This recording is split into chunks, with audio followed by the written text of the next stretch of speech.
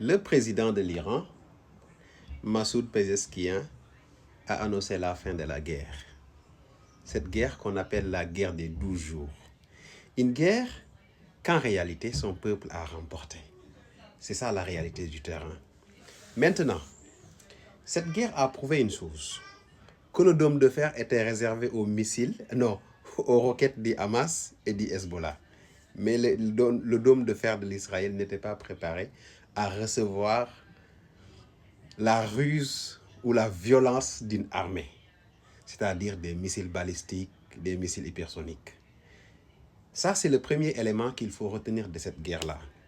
Donc, toute la mythologie sur le dôme de fer reposait sur le fait que le dôme de fer tenait tant que le dôme de fer était confronté à des tirs de roquettes venus du Hezbollah, venus du Hamas. Mais la première fois que le dôme de fer a été testé par une vraie armée, le dôme de fer a cédé.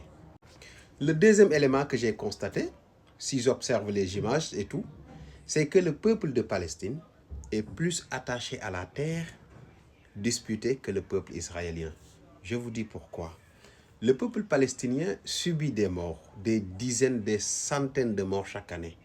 Jamais on a vu des Palestiniens sortir, prendre des ferries, prendre des avions, se ruer vers les ports et les aéroports pour quitter le pays, malgré les bombardements.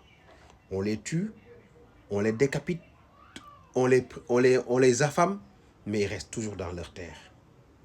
Maintenant, le peuple israélien, en 12 jours, déjà pour la plupart, c'est des gens qui ont la double nationalité. Pour la plupart des Israéliens, ils ont une nationalité européenne et une nationalité israélienne. Maintenant, dès que ça a chauffé, on a vu que les ports sont pris d'assaut, Chypre est pris d'assaut, les aéroports sont pris d'assaut, tout le monde veut quitter. Personne, on dirait, ne veut rester. Ou bien pour la plupart, ils sont en train de chercher des moyens de sortir du pays. Et à cela s'ajoute aussi le sacrifice économique que cette guerre devra obliger aux Israéliens de faire. Et je sais qu'ils ne vont pas le faire parce qu'Israël est sous perfusion américaine. La guerre coûte plus de 7 milliards par année, par mois.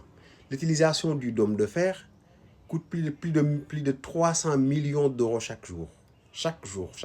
Donc, si vous calculez 300 millions d'euros fois 12, vous voyez déjà combien, rien que le dôme de fer, ça les a coûté.